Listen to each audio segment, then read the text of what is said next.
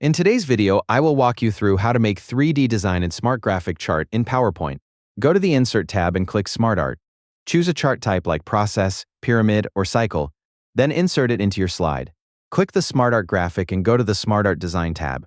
In SmartArt styles, select a style like 3D, Polished, Beveled, or Intense Effect to instantly apply a 3D look. For more control, click a shape inside the SmartArt, then go to Shape Format. Select Shape Effects and choose Bevel for raised edges, 3D rotation to tilt the design, or shadow to add depth. Apply these effects as needed to each shape. For advanced editing, right-click the SmartArt and select Convert to Shapes.